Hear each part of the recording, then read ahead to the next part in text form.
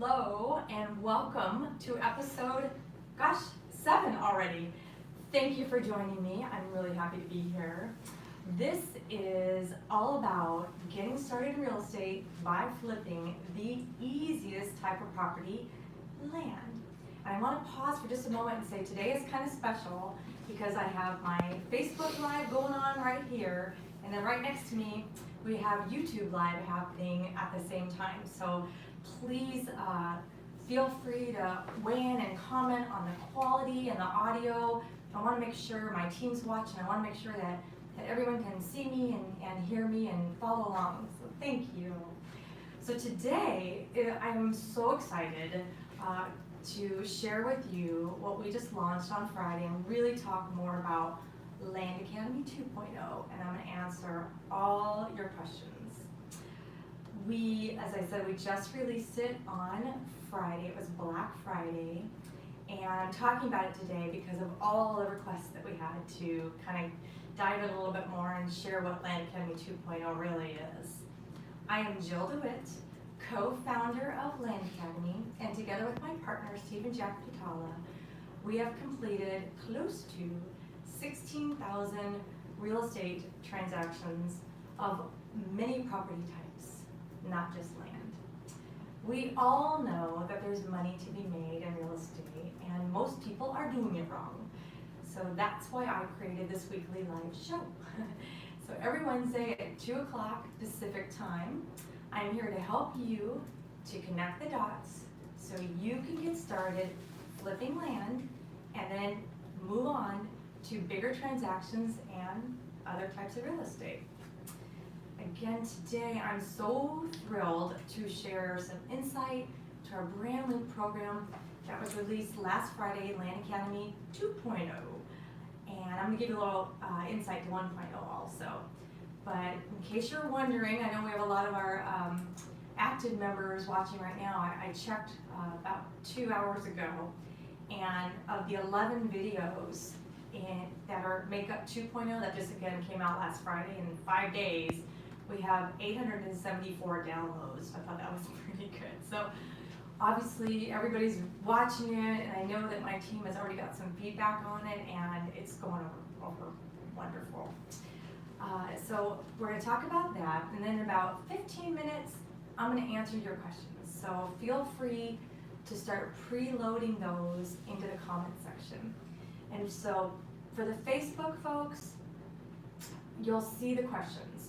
For my YouTube folks, we're rolling you in this week. So what I want you to do is please feel free, write your questions into the YouTube comments area, and then my team is going to copy those into Facebook, and then I can answer them all. So I'm glad that you're here.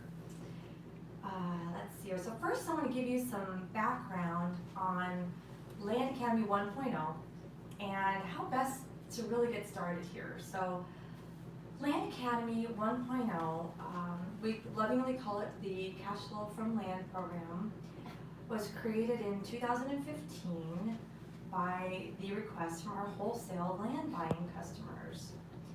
It took us over 6 years, it felt like 6 years, 6 months to write and edit and film the program. It is everything that you need to know to start from scratch and create your own land investment, private land investment company. We shared everything in there, including our mistakes. And we mean it when we say no stone left unturned. So the best way to get started, that's a little bit about what it is. What's the best way to get started? The best way to get started is to, while you're watching it, do it. So as you're watching, this is kind of how all of our programs are. It's very hands-on, not just theory and concept. It's really us telling you and sharing our secrets, our mistakes, how we got here, what we did right, what we did wrong, and how to get you there quick. So as Stephen, what you want to do is Stephen's sharing how to pick a county and all that goes into his thought process, you should be following along his strategy and choosing whatever county makes sense to you. Our most successful members are doing land deals in counties and areas that we haven't even touched. So we really teach you that. And when the time comes, to field a call from a seller, you already know what to do because you already listened to live calls with me talking to sellers and to the county. And you've even watched me, watched us through video how to create a deed and how to get a property recorded. So again, that's just a little background what Land Academy 1.0 is. It's everything in there. And so you can create your own online land wholesale business, flipping property from all over the country. Remember too, you don't have to be there. You don't have to see it, you don't have to stand on it, and we show you how to do all that. Now for many of our members, that's enough. Land Academy 1.0 is great. They learned from us. They naturally moved on to bigger deals. And it's funny because we know that they're pulling data, we know that they're sending mail, and we can see them, posting on our land selling site, Landpin, and they're happy. So, and some people, they just simply joined with us to learn how to purchase their, their next primary residence or their cabin property or their retirement, piece of land that they want to build on. So that's what's been happening.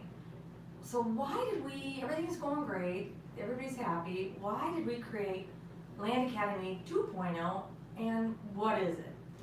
Well, we have found that we have successfully created a group of very smart, motivated investors who are ready and looking for insight to the next level. And that's where 2.0 steps in. 2.0 is infill lots and larger dollar or acreage deals. So this second program is a step-by-step, or Land Academy 2.0, is a step-by-step guide to sourcing, pricing, completing escrow, and creating a buyer's list for these property types. So here's a couple things that it includes. Yeah, it's so great. Stephen has created a tutorial, and it's amazing. He shows you how to red, yellow, and green light real estate deals and zip codes to be able to predict sales prices, days on market, and profit margin with a predictable and consistent outcome. The data really tells you what to do. You only need to know where to get it and how to use it, and that's 2.0. It also includes detail on the due diligence needed. These are a little bit different property types. There might be more things involved. So that's all covered, where to get it, and what to do when flipping larger acreage on these infill lots. Also included is understanding how builders value land so you know what you can sell them for. A lot of our buyers for infill lots are builders, and you need to know how to not only source it, buy it, find it, but how to strategically price it so these builders want them from you and buy them from you.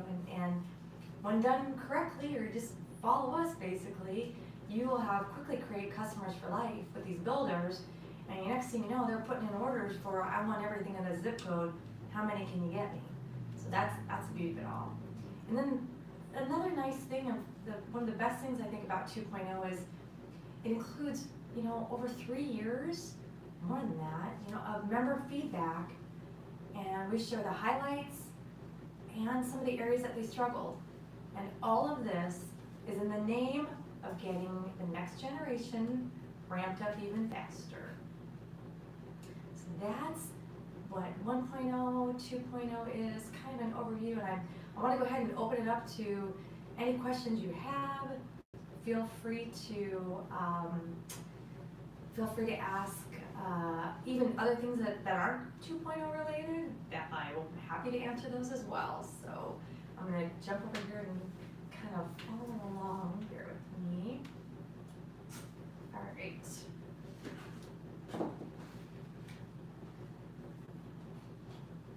Let's see.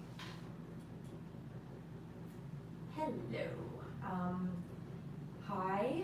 It says Jordan. Oops. that was from before.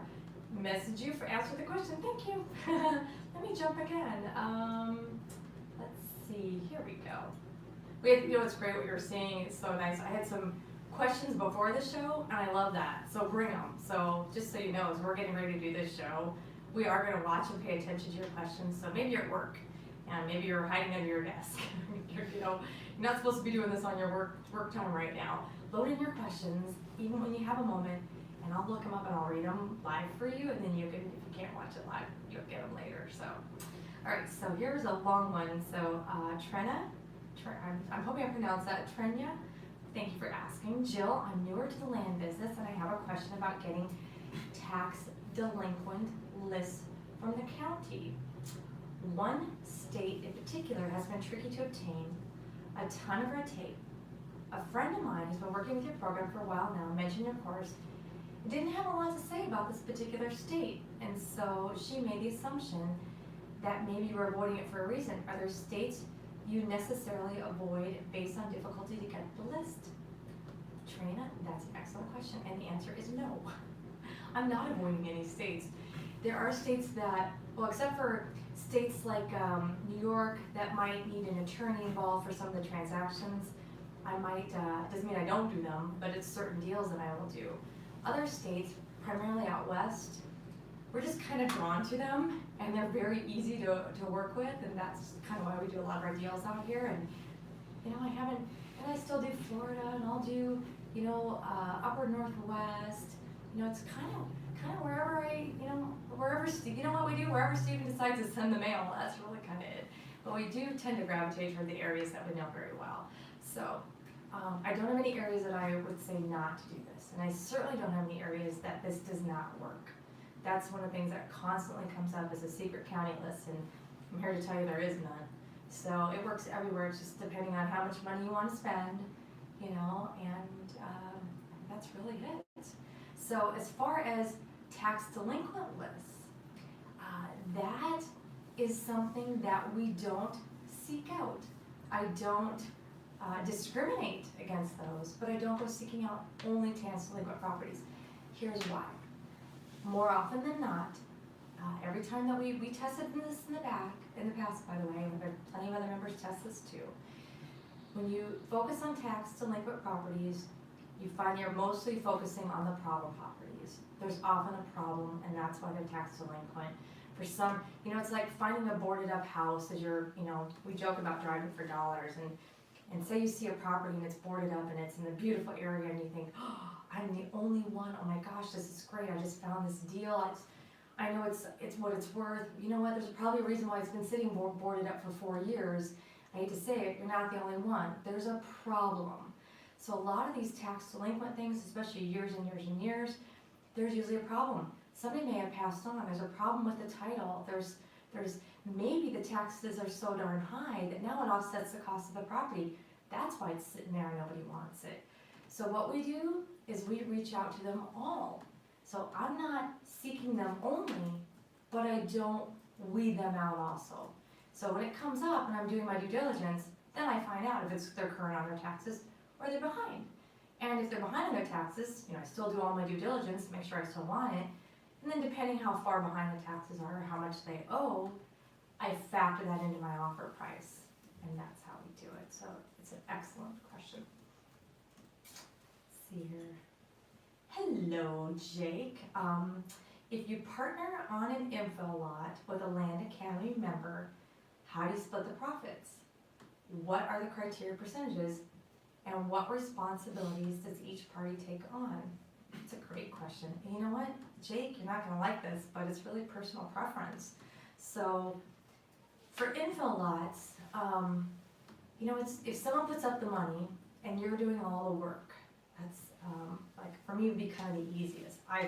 If I sent out the mail and I sourced the deal, I took the phone calls, I have the deal all lined up. I mean, it's like ready to go, but I don't have the money, so I've all done that work. I would traditionally have no problem bringing in a money guy, and then whatever the profit is, say we make $30,000, we split it 50-50 kind of thing. But again, it's all personal preference. I love, trying this with, first get to know someone, of course, reach out, and I love that you were doing it with another Land Academy member. That way, you each know what you know, they know how you found the property and what went into it, and you know what kind of person that is, and how they kind of operate, or they wouldn't be in our community. But do a couple deals with them first, you don't have to run out and get an LLC going. You could put, when you buy the property, you could put both of your names on the deal too, by the way, so there you each have 50% equity. And then as it gets going, if you guys wanna take it to the next level, create a separate LLC that you do deals in, however you wanna do it, go for it. So, great question. I love this. Jake, you're loading up my questions, and I think that's so good. Info lots. You viewed on satellite, in the program, okay, this is gonna be good here. You viewed on satellite a parcel that was probably used by a home for a bigger backyard. It's a vacant lot, backs up to the home, got it. The house is on an adjacent street. If you mail to the situs of the info lot, will the homeowner receive your mail? Well, yes. Or should you mail to the actual home address? Well, I want to make sure I'm reaching the owner. So no matter, the only thing that I do, Jake, and what Stephen does, is mail to the owner on record. I'm not mailing to the site. I don't want to get a renter. What if I'm doing, if you're saying info lots and they may or may not live in the house next door, and you're trying to buy the info lot next to them, again, I would just mail it to whatever on file, I know you have access to it because you're in our group here, that whatever the county tax records go, just use that address. Just in case there's a renter in there so they don't get it, like I said. Excellent question. Oh, I like this one. TaxSaleList.com is no longer free. Is it still recommended to use? We went around that and circumvented that ourselves. So what you want to use, Jake, because this, when we started 1.0, that was the way to go. They had a lot of great free information, and then over some time, the company got sold, and I know Stephen was good friends with the owner, and we didn't have the same relationship with the new company, and they don't work with us as well. So here's what we did. Stephen created CountyWise. So all the information and all the due diligence that you're trying to do, picking a county, let me back up here. What Jake is asking about is, when I'm picking a county and testing an area for reason, before I send out offers to make sure it's a good area that I can expect to get a good response from sellers, we look at a lot of different things like census maps, population density maps, and we look at back tax numbers, not any particular if they're on a list or not, but we look at, okay, what percentage of properties in this county are in the back tax situation. That's a gauge that we check. So one of the places we used to go for this was a free website that Jake mentioned, which is no longer free. So Stephen took, I don't know how many weeks this took, but he had a team putting together all the data and made it free to everyone. It's not just members, so if you need this information, it's free to you also. It's CountyWise.com, so check that out, W-I-S-E, and that's where you can get all that.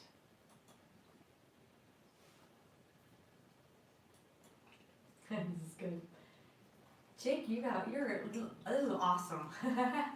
So this is a good thing. What's happening right now is Jake is a newer member, and you're so helping me out here, Jake, because I think you're asking a lot of really good questions that is letting everyone who's not a member and who's watching this and kind of trying to figure this out know what we talk about, what you're learning, and how we get into it here, and how we really use the data and make educated decisions and all the things that we look at when picking a county and buying properties. So I love these questions. So Jake asks, we're told to establish professional identity, like experience, a website, etc. Can this work against you, as some buyers look at you as a big company, no heart, trying to steal my property, versus just being a real guy who hunkers down and comes across as a person genuinely wants to purchase your property. You know, Jake, as long as you're transparent, number one, you know, it's like your photo and everything ties, and you're doing the right thing. I haven't had any trouble when we didn't have much to go on versus when we have a lot to go on now. And what's funny is, I still get messages. I just had one the other day about one of our members that was someone who was reaching out to us as, hey, you're a Land Academy. I don't know this person very well, but I found you as Land Academy. So I'm asking you as Land Academy, the big guys, can I trust this person, the little guy? So I've got both ways. So I don't think it makes a difference at all. Just make sure, you know, yeah, you do establish it. You want, what Jake's asking is, okay, I'm starting on this business, so I just want to be ADC Land.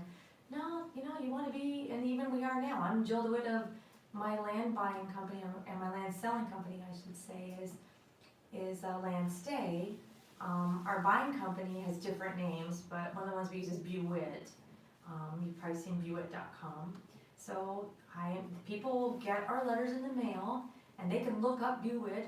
They can see Jill, and gosh, if I'm right now on some of our transactions, I happen to be helping out as the interim transaction coordinator for houses. When I hang up the phone as Jill DeWitt, they can Google me and say, yeah, she's legit, and it's great. So, great question. Oh, thank you, Jake.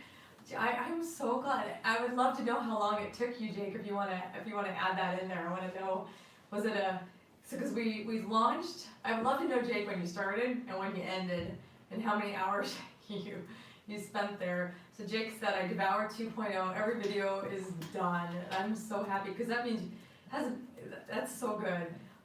We launched that. I think it was midnight. I want to say it was midnight Pacific time on Good Friday. So I was hoping to stay up and kind of peek and see who logged in. I didn't do that, obviously. I fell asleep, but for after our big Thursday, of course, Thanksgiving. But I'm happy to see that you got through that, and I'm curious how many people, you know, at 12:05 were watching it. So that's so cool. Hi, Ben. Ben asks, you mentioned we can use the blind offer for single-family residents. Do you offer 25% of market value on those as well? Excellent question. And no, we do not. So, a couple things. You can see a sample of our SFR, our house mailer template that we currently use if you go to offerstowners.com, offers and the number 2, owners, that's our mailer company, and you go to forms, there's a sample of the data that we have, so you can just kind of see if someone who's new and you want to see what are we going to hold on for land data and our land offers, and you want to see house data and house offers, go right there. You can also, you know what, I'm going to show you too, because I want everybody to see this here real quick. So let me, follow me here. That's not what I want.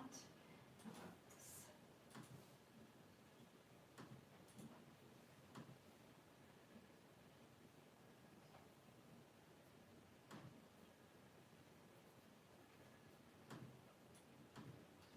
With me. All right, offers to owners, here we go.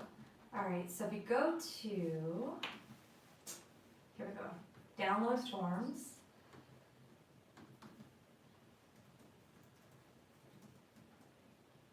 These numbers are amazing. I love this. These are real. By the way, these numbers that roll up, it's taking a long time. So last month, 138,000 offers mailed and 231,000 records pulled. Amazing. So if you scroll down here, there's a, let's see here, housing data example and commercial. And we have full service if you want to help getting the data. And then here's mailer examples too.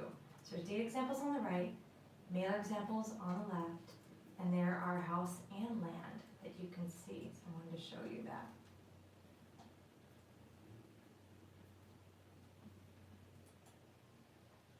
There we go. Bear with me while I switch back here.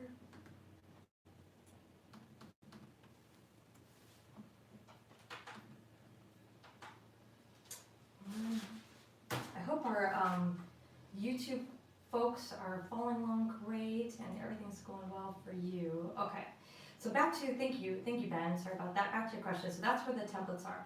And no, we don't offer 25%. So we're gonna have House Academy rolling out here. I'm tentatively, I don't wanna make it official, so I'll tell you, it actually is being written right now. Steven is literally like this week working on an ebook, and he's gonna go into more detail, but we don't price that low, I'll just say that. We come in higher because we're dealing with properties, like especially where I'm sitting right now in Southern California. We might be doing deals that are, maybe we're buying them for $700,000 or $800,000 because they're worth, 1.1. I'm happy to mark it up $100,000 and get out fast. So you can see it's a very different structure and percentage, and that's what Steven's working on right now.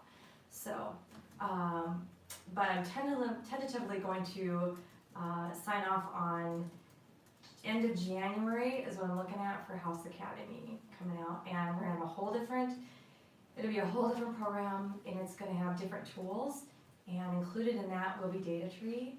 So if anyone doesn't know, we are a licensed provider of all three of the top data sources, and data tree is stellar for all property types, and we use it mostly for houses. So that will be available to you then. So excellent question, Ben. All right.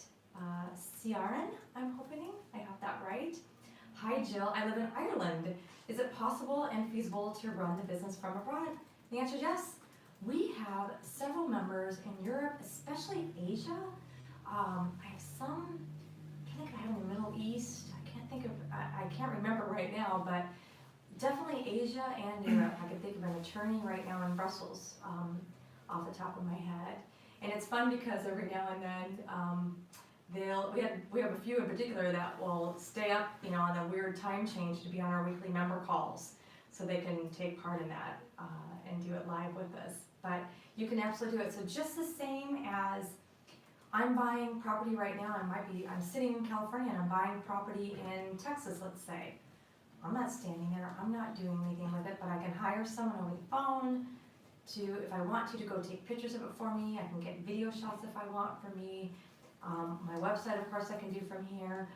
I can create a mail address so it appears that I'm in the United States, and we cover that too. We can help you with that. I can set up a phone so it appears like I'm in the United States, and have a service. Even better yet is what you would do is have something like we use Pat Live, and have Pat Live answering your phones here. They message you, so you're only communicating with the people on the phone that you need to. They weed out the people don't call me people, and the good ones that say, yeah, I want to sell, and you're only talking to them. So you could easily do that abroad. So excellent question.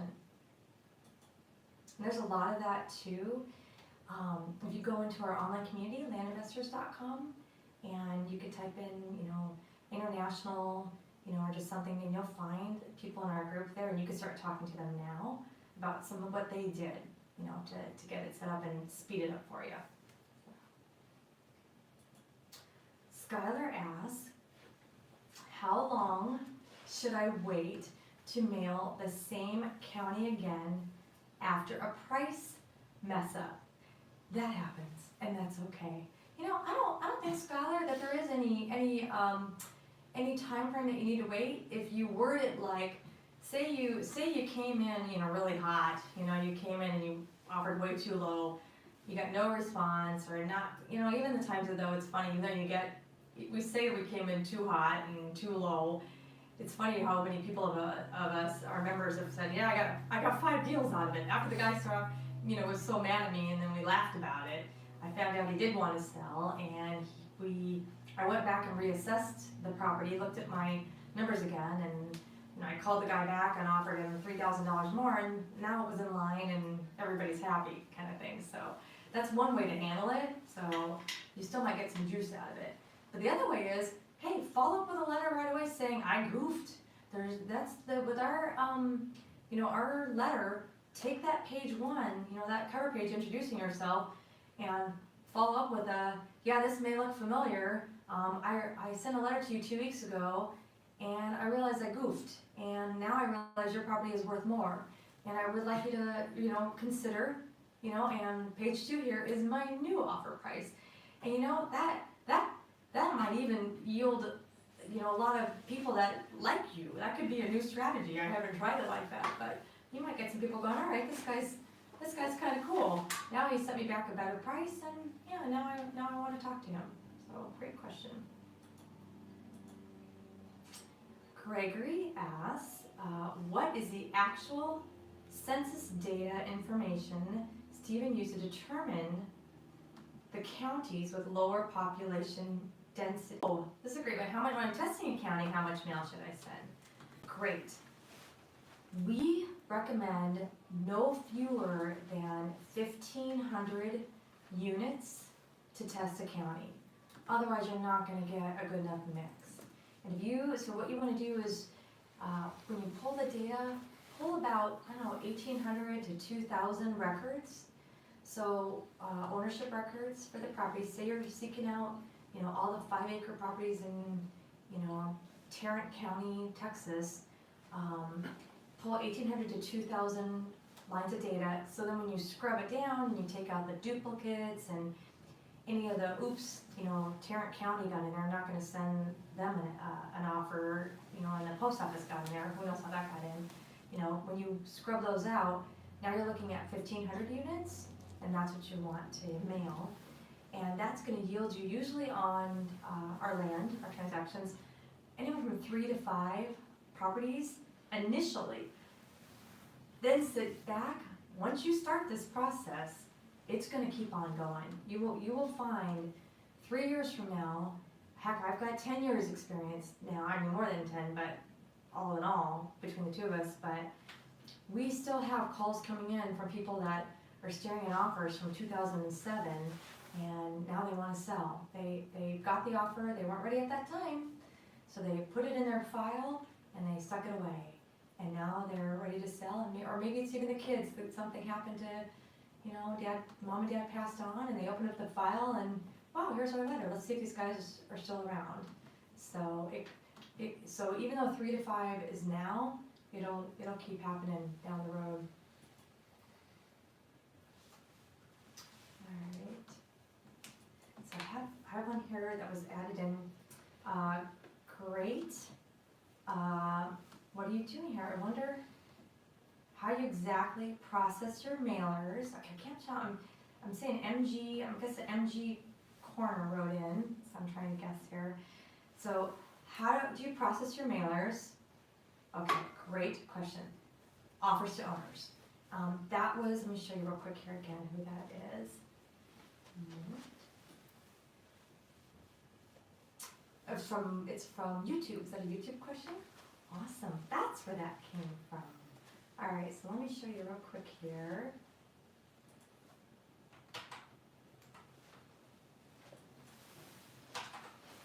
Okay, so we should be seeing offers to owners. Maybe we're not. Let me fix that.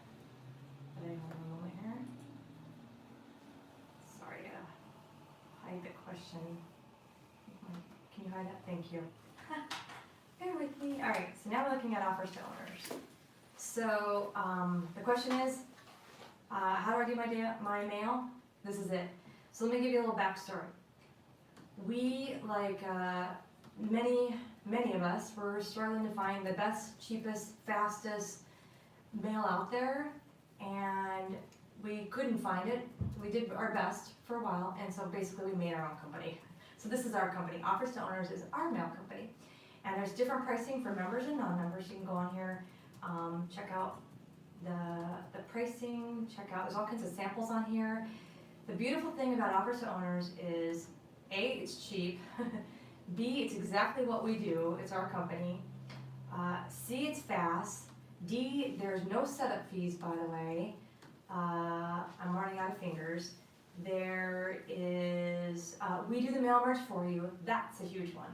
One of the reasons we created this company too is because we couldn't find anyone that would help us out and do a mail merge. Because some people were getting hung up on, great, I have my data, and I have my, switch back here.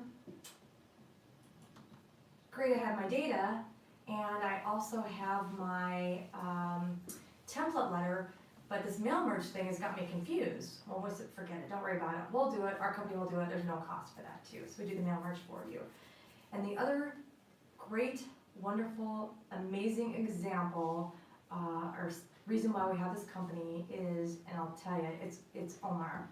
So the guy that runs it works for us full time, and he's here in our offices, and his name's Omar. And the service and the quality of the product and the speed and what he puts out for you is phenomenal, and I know that from our customers, and I know people that, you know, it's the best. So that's how we process our mailers. Now, do we send blind offers? We absolutely do. That's exactly what we're doing. But we don't, and what we do though is we send, it's not just a random, hey, I'm just throwing out an offer. It's a very good, well thought out, strategic offer down to the penny. So I would highly recommend looking at our template on offers to owners and seeing it, and you'll see what goes into them, and it's amazing. I mean, we've learned this over the years. We're not guessing here. We've tried all the ways, and now we have hundreds of members that are successfully doing it too, the exact same way we did, you know, with all the different steps and all the same format. Let's see here. Do you send out a buy contract with an open number, or do you pay the price up front? So yeah, so we do. It's a 2-page template. So if you go on offers to owners, you'll see the front page, what gets sent out to a property owner. The first page is a kind of an introductory letter, who we are, how we got your information, that kind of a thing. The second page is a 1-page purchase agreement detailing the property, and it's very personal. It's not just to customer, you know, Mr. Jones. It says, you know, Mr. Bob Jones, and it's your property on 123 Main Street, or it's your property APN such and such, and it's 2.46 acres in this county. So the guy gets the letter, knows right away, wow, they do have the my right property. And then it's an offer in there for the exact, I want to buy it for $4,992.85. And it's signed by us. There's a place at the bottom for him to sign it and add in any notes and basically send it back. And that starts the process, and that's how we buy it. So, excellent question. Okay, so Jake's sharing with everybody that the chapters in 2.0 are relatively short and to the point, and he binge watched so good. I'm really glad. That's awesome. Oh, thank you, Jake. I think Ben is asking because we include SFR from the land use section. This is true. Thank you, Jake. Gosh, you're smart here, Jake. Jake's got this. Jake's answering the question. So we include SFR from the land use section, but since you use 0% improvement, that's true, it will still include any property classified as SFR but no improvements. Maybe this is technically an infill lot. Yep, bingo. So we're picking the land use that will include SFR, but if it's not, that's one of the things about the data that we have and why we need really good quality data. And I can't just go to the county and say, send me a list. You know, I need to get in there and really get detailed. And one of the things I do is we pick particular land uses, and we also put in there a PRUMA percentage, an improved percentage of 0. So if a property's improved on, it's got a structure, they poured a pad, something like that, now it's improved on, it's going to have a percentage of improvement. So now I know I'm not dealing with the rural vacant land. But when I can go in there and I can put in an improved percentage of 0, now I know it's land. So that's what he's talking about here. Skylar asks, I'm gonna keep going. I can already tell it's over 30 minutes, but you guys know that. So I'm gonna keep going while you guys have some great questions. So Skylar asks, when mailing out to a county with a higher price point, do I still stick with 25%, the buying rate? Still, not necessarily. you know, you're right, it's gonna vary. So, say I'm doing an infill lot, I'm kind of thinking of an example here. Some properties, when you get to the higher dollar amounts, you're gonna offer a higher price point because you're still going for that sweet spot. Like, we don't touch properties traditionally if I'm not gonna make, I don't know, for land, you know, $25,000 or $50,000 on it. Less than that, it's not worth my while. But so would I go into a land that's worth, let's just say, would I offer $50,000 on a property that's worth $100,000? Because I only want to mark it up to $75,000, I might do that. So that's the reason why I'm not going to come in and offer that. I could start there, but it depends on the property when you get to these higher ones, and that's what this is really why this is a great question, by the way. Why you do the little things different with these larger acreages and infill lots, and that's one of the reasons we did 2.0. And Stephen really goes into great detail about how to get strategic on the pricing. So good question. Okay, I'm gonna open this question. I'm gonna read, it's a long one. I'm gonna read it and then I'll close it up so you can see my answer. Jake said, on a mail merge, is he answering the question for me, I think? Jake, you're awesome. On a mail merge, can you set up a custom field, there we go, where you can target your price per acre so you can pull results from 4 to 6 acres from RealQuest? Let me think about this. Can I set up a custom field where I can target price per acre? You really can't do a target. You really can't explain the, okay. I just got a message from Stephen. I will cover that. So you can't really, you're determining the price per acre, but what you can do, Jake, is I can play with, when I'm pulling sizes from RealQuest, I can play with the assessed value. So that's gonna get me closer to where I wanna be, if that's what you're trying to do. So if I'm pulling in, I know I'm getting kind of little advanced questions here. So but I'm gonna share this with everyone. If I'm submitting offers to property owners and I don't wanna accidentally mail people on properties that are worth $500,000, because I know I'm not gonna send mail out, you know, at that level. I know really what my price point is.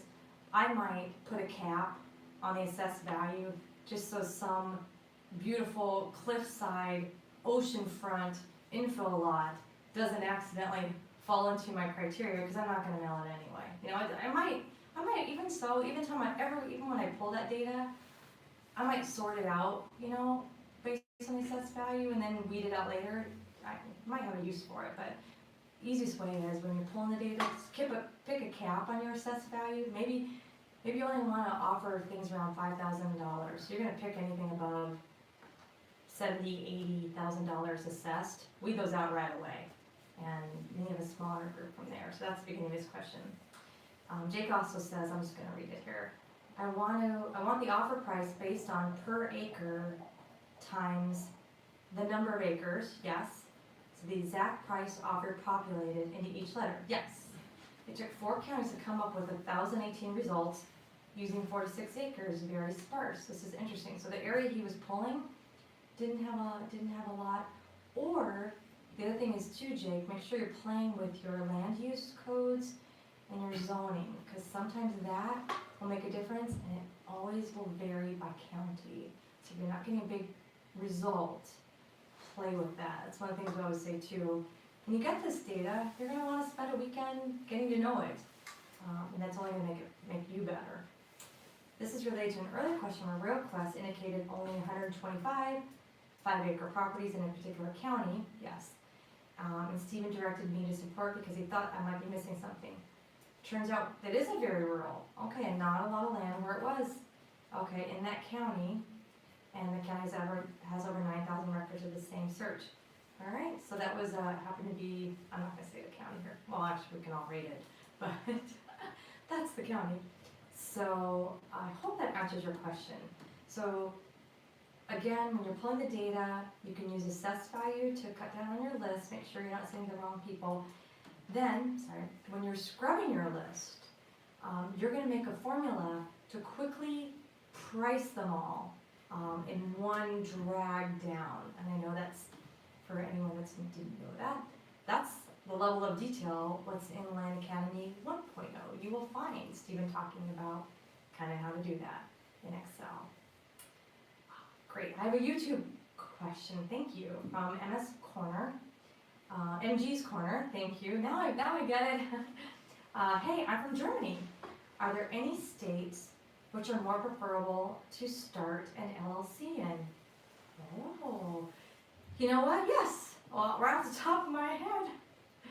Now I'm not sure. I don't know about citizenship making a difference. I'm not a professional there, but I'll tell you from our personal experience. Arizona, you could do it online, and I think Stephen has it timed to he could create an LLC in 45 minutes, start to finish. Have a tax number, here we call it an EIN, and be done and out like a rodeo guy. California, not so much. There's a lot more that goes into it, and in some states you have to have an attorney involved, so they take a little more time. Some states require you have a physical address there. I want to say, don't quote me here, but I want to say Nevada, we talked about that at one time. So, but I know, like I said, Arizona for us is the easiest, and we happen to have a physical address and stuff there, but we still have done it from sitting here in California, created them. So I'm sure you can search and find a lot of good stuff on that. Excellent question. And by the way, too, don't let that stop you from starting in this business. I would highly recommend not doing that initially for your first couple deals, because I don't want that to slow you down. Your first couple deals, you can buy them and put them in your name and then sell them from your name, kind of thing. Test it a little bit. See if you like it. See if this, you're getting it. Then after we usually say 10 deals, you like it, you got the hang of it, you understand how this all works. Then by the way, you have more money to play with too. Then you start saying, all right, now I want to make this a business. Then you start thinking about an LLC and some of the other things that you need. But what I would do right off the bat is set up a presence that's going to stay the same. So remember I talked about these letters that we send out, that we're getting calls and feedback, stuff from 10 years ago. It is because we have had that address that long, and we've kept that phone number that long. We made sure that we paid for that phone number so we can port it wherever we need to. If I have right now I'm working out of an office in California, that phone number is ported here, and I route it wherever I need to go. So that you want to keep. So awesome. Gregory's not familiar with Countywise. All right, check it out. There's a lot in there. So when you log in. I can show you. Well, I could, but it's going on. But I'll check out Countywise. And if you want, give me some feedback. I'm not going to go into it because we went over right now. I'm not going to go into great detail on Countywise this time. But if you want me to dive a little deeper in Countywise on another weekly live show like this, I'm happy to. So please leave the feedback. And here, thank you. This is my Stephen, I think. Census maps and census tract data is available on Countywise, adding in that. Thank you. And Stephen's answering this here too. We use census maps for what Gregory's asking about, the dark green counties. Well, thank you, Stephen, for sharing this little tip. When you're looking in Countywise, one of the things that we do is look for this. The dark green counties in all the states are the best places to start. So that's a little tip from Stephen. And you can look it up on Countywise and see what that means. Is the actual website, or is that the actual website you're talking about, or section of Countywise? When you go in and pick on the states, I guess you guys are having a whole little conversation here, so I think everyone can see all these comments here, showing about the interactive maps. Hey Shay, nice to see you. Glad you are here. All right, Skylar asks, do I still stick to 25% buying rate when assigning a contract? I'm not a fan of that. You know, Skylar, especially when I'm coming in at 25% of a property, I don't want to sit around with it. I'm not trying to sign a contract. I'm trying to buy these properties. I want to take possession of them so I control the asset and then I sell it. I'm not assigning contracts, especially when you're starting with rural vacant land. It's too easy to buy a property for $1,000 and sell it for 3 or 4 or something like that. That's too easy to do. So I don't want to sign a contract on that. And I want, like I said, what if I did something wrong and I only, who knows, I sold it for 2 and I only doubled my money. You know, I mean, that's what I'm trying to do anyway. I want to buy it for 1, sell it for 2, when it's worth 3 or 4, you know, kind of thing. What if I only sold it for $1,800? I goofed on the taxes, I forgot to check something. I don't know. That's okay, that's fine. You know, and also, what if I'm slow posting it? You know, I don't know. It's so much better just to buy it outright, control it. And even, I'll tell you right now too, as a matter of fact, this is not only our philosophy with land, also with houses. We do the same thing. And info lots. We buy them, we pay cash for them, we control the asset, then I send it to my buyers. Then I don't have to worry about it. Oh, thank you very much, Stephen, for sharing with us the best LLC states. He put them right in here for everyone. Delaware, Nevada, and Arizona. He said, not the cheapest, but the most friendly for what you're trying to accomplish. We use Arizona. There you go. CRN asked, how much money do we need to begin a mailing campaign, including purchases? Excellent question. All right, so if you saw, it's in the 50, 55, 58, 59 cent range to get a mailer out. So, and I want you to do, 1,500 units, right, to Testa County. So, let me back up this way. I would highly recommend coming in with a budget of $5,000 to $10,000 to start this, and that will cover everything. That will include getting educated, right? Getting a program, getting access to the data, having a couple months of that paid for while you're learning and watching the program and learning the data and understanding all that. That include getting a mailer out. That include, money to buy properties. So even if you're buying a couple of, maybe you're starting small and you're buying 5 $500 properties, that's fine. Double your money. Now I have $1,000. Double your money. Now I have $2,000. Then $4,000. You see how that goes. So I want you to come in and be comfortable. So, and I know that there's things too, if you want to get even more details with that, that would probably be a good thing. You know what? So I'm gonna ask my team to make a note of this. This would probably be a good topic for us to cover in another one of these live shows, and I can even get deeper for you and go into detail about mailer data, and more about that. But that gives you an idea. Skylar asks, can I still assign contracts for infill lots? You can pretty much do this with every property type, but again, I wouldn't recommend it, especially infill lots. I mean, it's an easy property type, so we are not fans of contracts. It's too many things can go wrong when I don't control the asset. So I'd rather you know what I'd rather you do? I'd rather you get a partner and go in together where it's paid for with a partner. You don't have the cash. Instead of sitting there and trying to find someone and assign it to them and do all that, I would control the asset, find someone within our group, and say, look, I've got the deal. I know what it's worth. Here it is. I just don't have the $10,000. Let's just say I know this info lot's worth $40,000. I need $10,000. You come in with me. You give me the $10,000. We'll buy the property. I'll market it. I'll sell it. Whatever it is. I'm going to sell it. It's going to be $25,000 when we're done because we know it's worth $40,000. Whatever it is, we split the profit. That I would feel much better with. And then when they come in with the money, you guys do an agreement. I'm not going to get technical here, but you guys write something up so we're all on the same page and spell it all out. and put both your names on there, or here's another idea, if the money person's not real comfortable, put them on it, because they're paying for the property, but have an agreement that when it closes, you both get paid out of escrow, split the profits however you want to, and I think that would be a much better way to get started, so.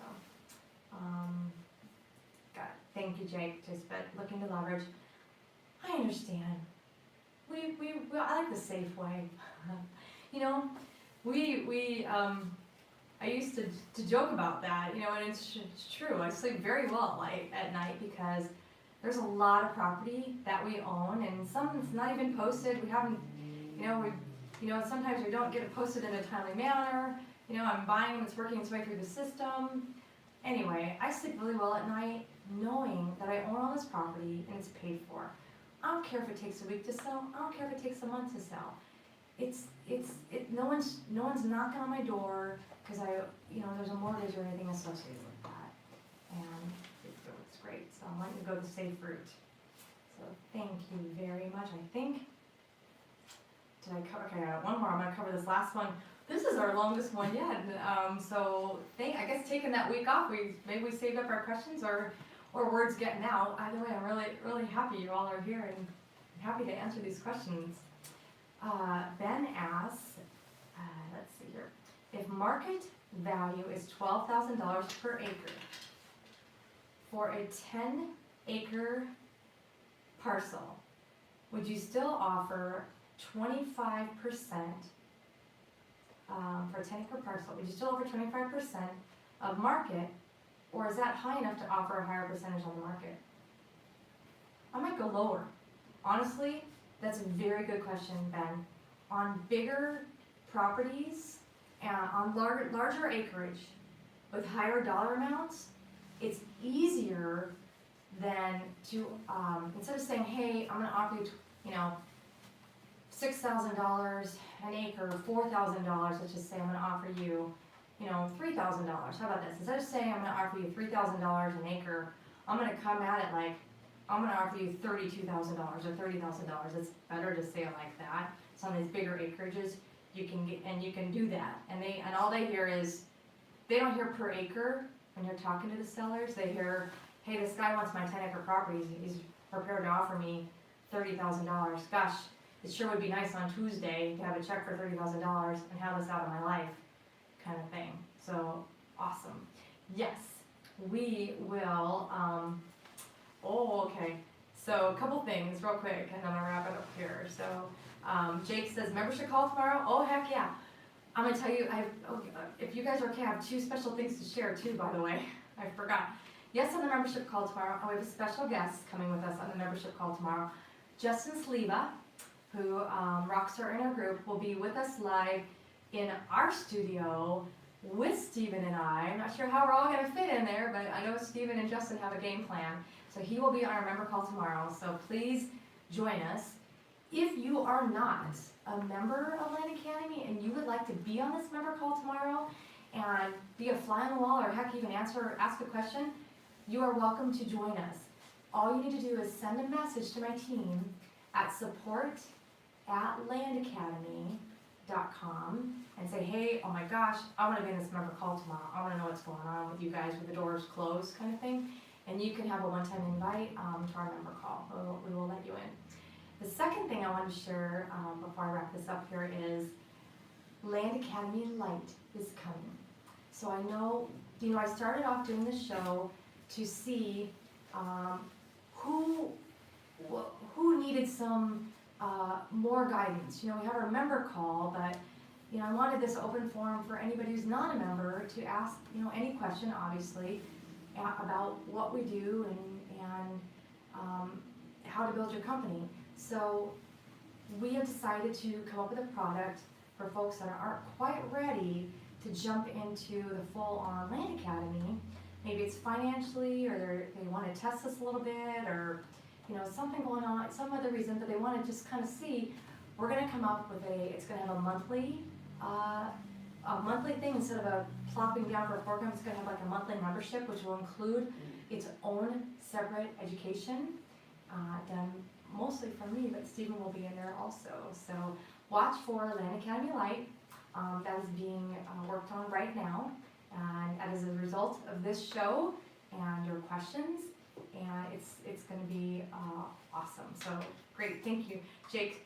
Jake says bam about for the thing, and Skylar, good. Skylar, I'm going to watch for you on our calls at 3 o'clock. So people too, our weekly closed member call, which you are all invited, is at 3 o'clock Pacific time every Thursday.